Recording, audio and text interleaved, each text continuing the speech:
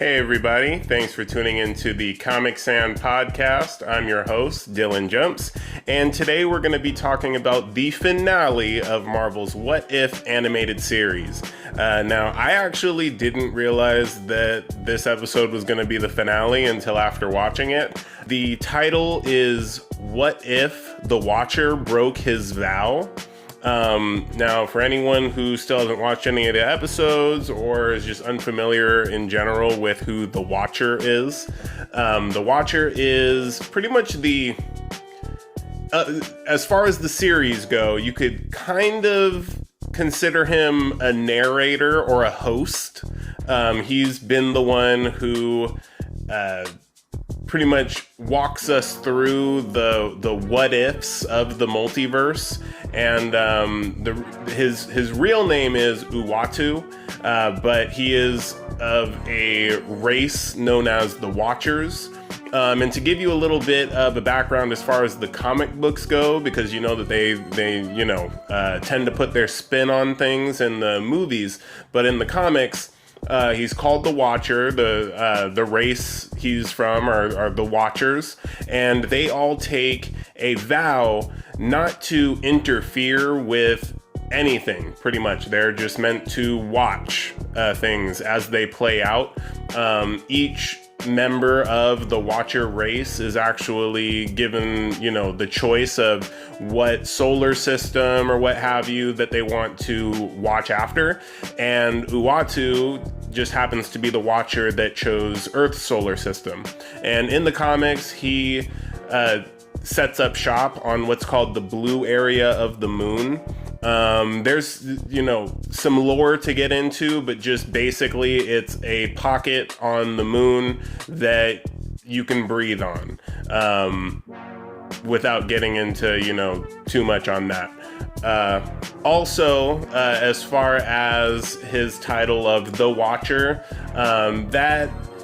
that can be a little bit misleading, because in the comics, pretty much any time that the Earth is facing some cataclysmic event, threat, or, Galactus, or something coming to devour the world, the Watcher stops watching and starts doing. So at this point, the what if the Watcher broke his oath being the title of this episode. If you've been reading the comics, it's like, where have you been?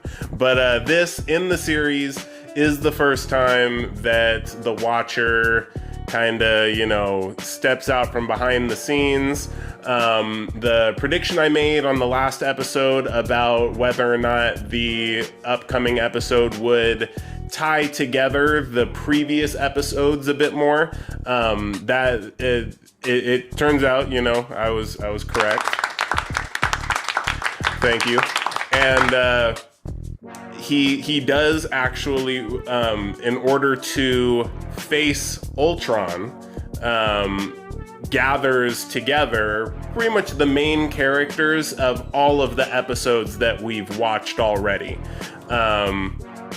And he, forms a team, calls them the Guardians of the Multiverse, kind of a, throwback to Guardians of the Galaxy type of thing. That is what I'll leave you with as far as the episode, and, getting you set up for it.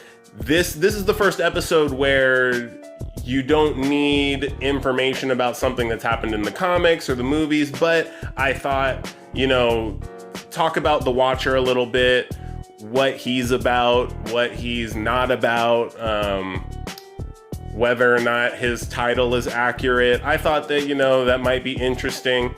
As far as the What If series and what happens now, I think we'll be seeing a season 2. It would be a travesty if this show doesn't just go on season after season, because the fact of the matter is it's animated, so there's no actors that you get tied to or attached to, I should say, whereas in the live action series, people don't want to see someone other than Robert Downey Jr. playing Iron Man.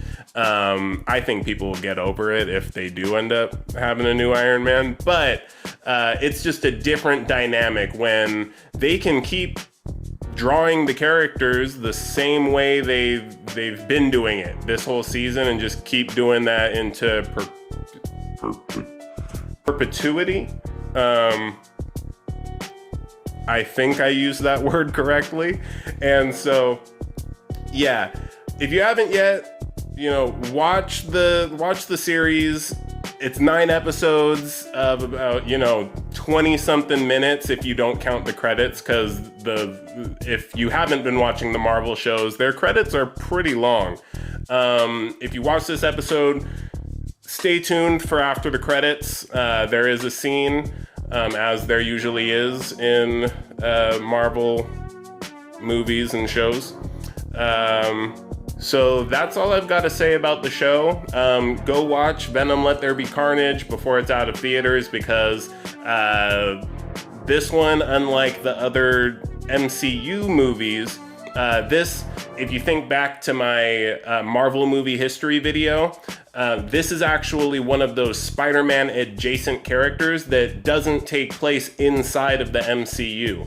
This is a Sony directed or produced movie, and so that being said, it's not going to end up on Disney Plus. Like Shang-Chi, Black Widow, those movies, they end up on Disney Plus if you wait long enough. This one is a Sony movie, so if you don't catch it while it's in the theaters, you'll just have to hope that it lands on your streaming platform of choice.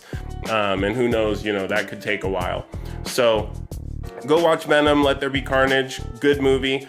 Want to let you guys know about the Instagram. If you want to go ahead and follow, it is Comic Sandbox on Instagram.